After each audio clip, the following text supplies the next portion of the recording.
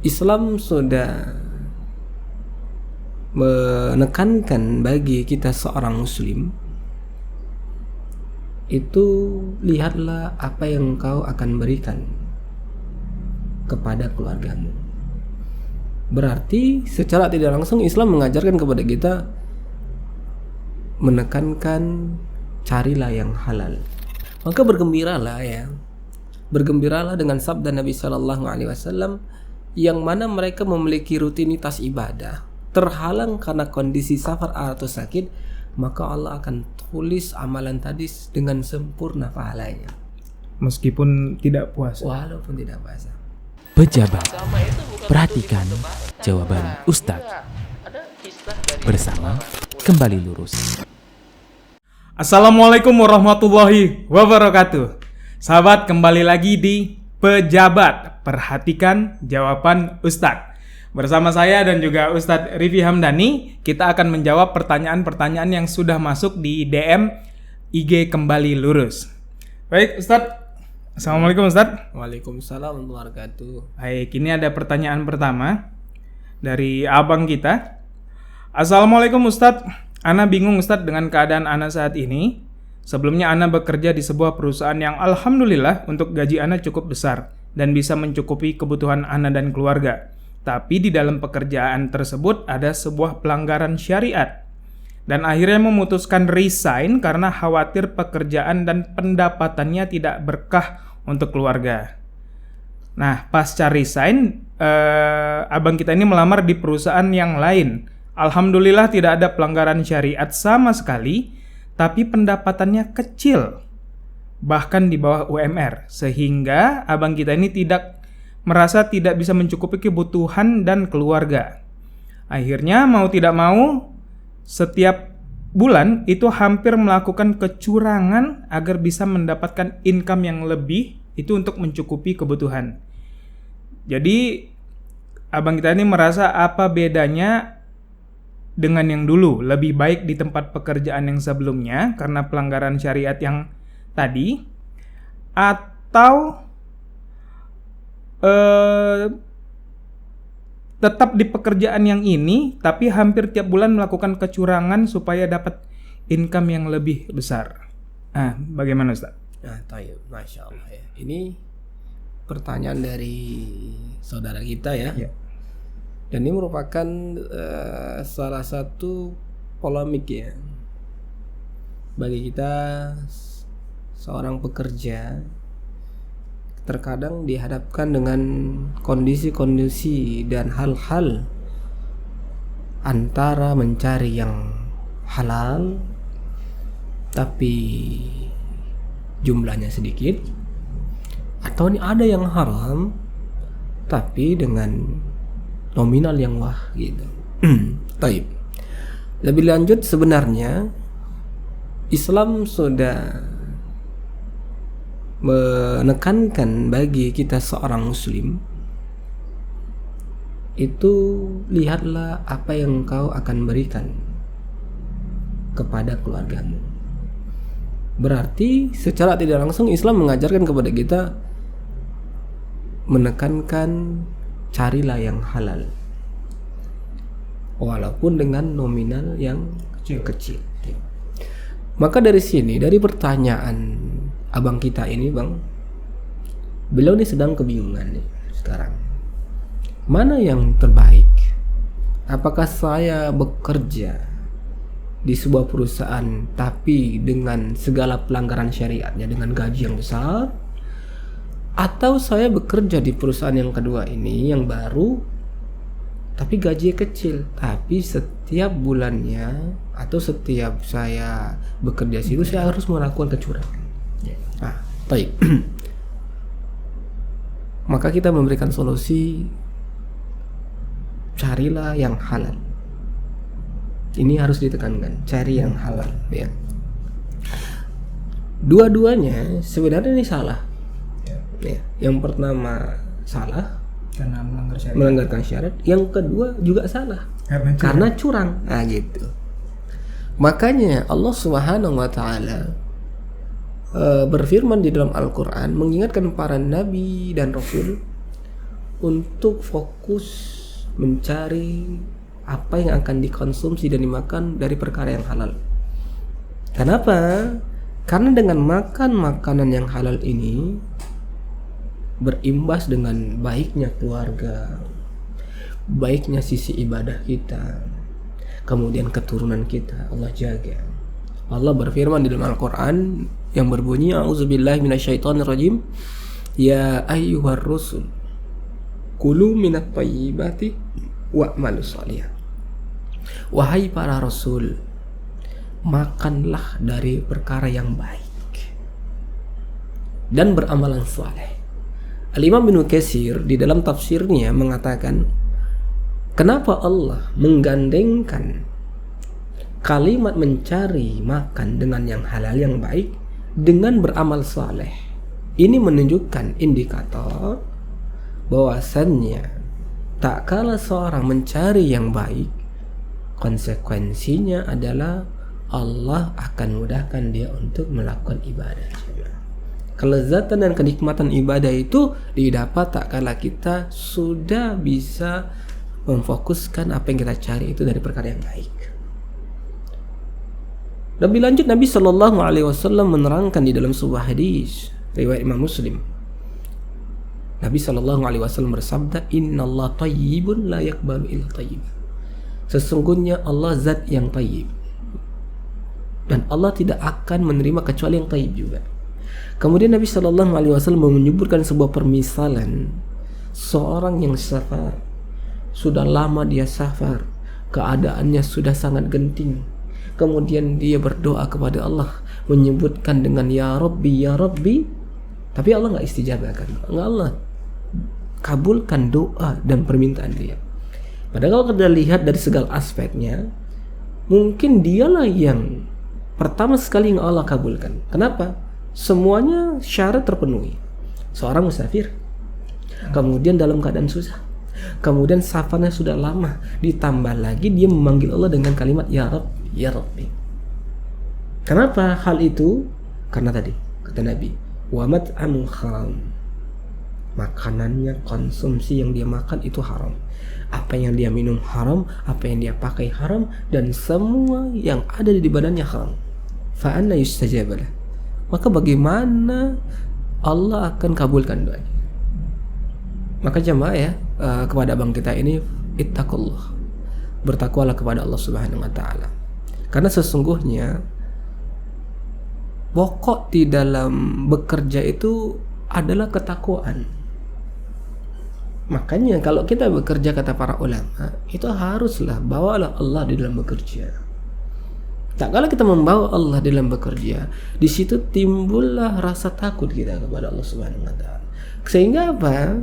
Dengan rasa takut ini kita nggak berani culas, kita nggak berani menipu, kita nggak berani korupsi. Ditambah lagi Nabi Shallallahu Alaihi Wasallam mengatakan, man wasyana falaysa minna. Siapa yang mau dan mampu menipu bukan termasuk di golongan kami. Berat. Makanya kita tekankan sekali lagi, kita ini berusaha kembali. Seumpamanya gaji kita sedikit nih bang, kenapa kita nggak mau berusaha mencari yang lain?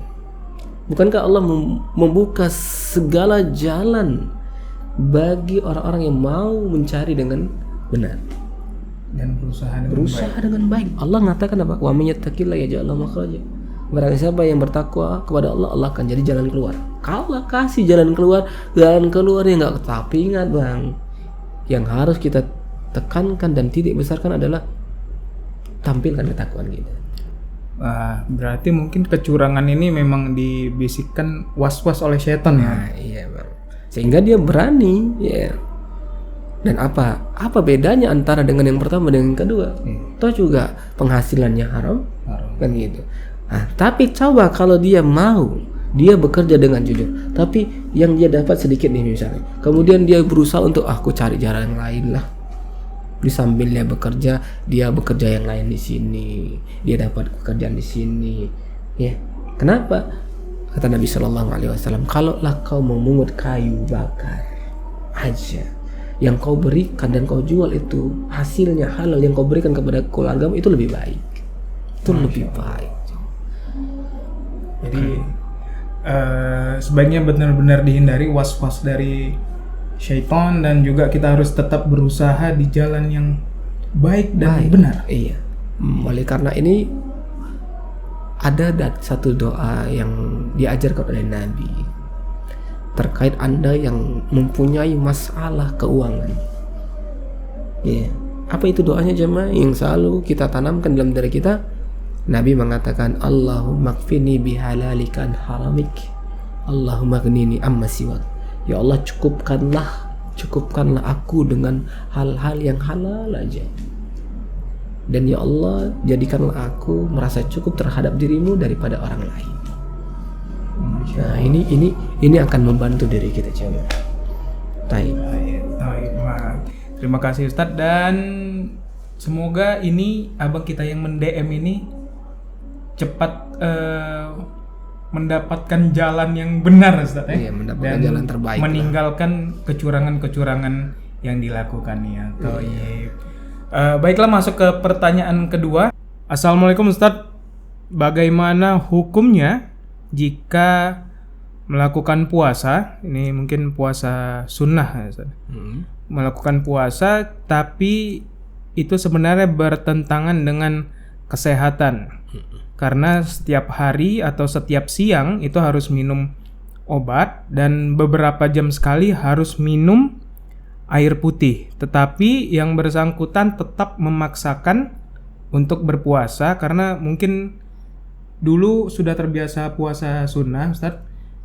Kemudian ada kondisi medis yang mengharuskan beliau ini minum obat di jam tertentu dan harus minum air putih beberapa jam sekali. Itu hukumnya bagaimana, Ustaz? Iya, baik. Alhamdulillah wassalatu wassalamu ala nabi Mustafa wa ala alihi wa ashabi ajma'in. Baik, berkaitan dengan puasanya orang yang sakit. Para ulama menyebutkan orang yang sakit ini ada beberapa jenis. Yang pertama, jenis sakit yang jikalau dia berpuasa, sakit tadi akan bertambah parah. Atau jenis yang kedua, ada orang yang sakit yang mana dia sakit tadi ini kalau dia berpuasa pun tidak masalah. Ya. Dari pertanyaan yang telah disebutkan tadi, maka lebih dekat ke yang pertama. Dan ini termasuk dari salah satu uzur bolehnya seorang tadi tidak memberatkan dirinya untuk berpuasa. Terlebih lagi ini kan puasa sunnah, bukan wajib. Kalaulah Allah berbicara tentang orang-orang yang mendapatkan keringanan di dalam puasa wajib, ya, sebagaimana Allah berfirman dalam surah Al-Baqarah, A'udzubillahi minasyaitonirrajim, ayyaman ma'dudat, faman kana minkum maridan aw 'ala safarin fa'iddatun min ayyamin ukhra. Yang mana Allah Subhanahu wa taala berfirman yang artinya, barang siapa yang di antara kalian dalam keadaan sakit pada waktu itu, di bulan Ramadan sakit, atau dalam keadaan safar, maka gantilah di hari yang lain.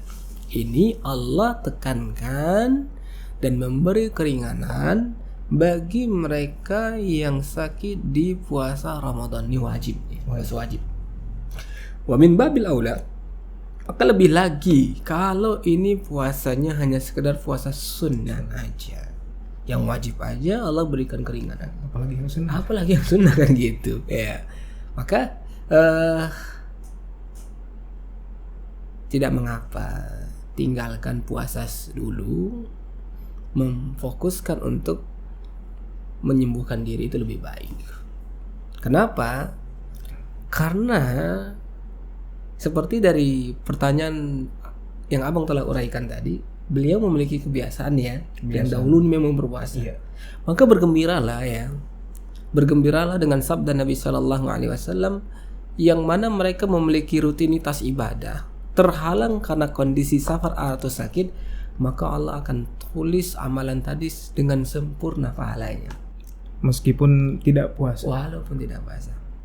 Sebagaimana Nabi bersabda di dalam hadis riwayat Bukhari Muslim, ya, barang siapa ya yang dalam kondisi sakit atau dalam safar yang terhalang dia untuk mengerjakan sebuah ibadah rutinitasnya, maka Allah akan tuliskan dengan pahala yang sempurna tak kala dia dalam keadaan mukim atau dalam keadaan sehat.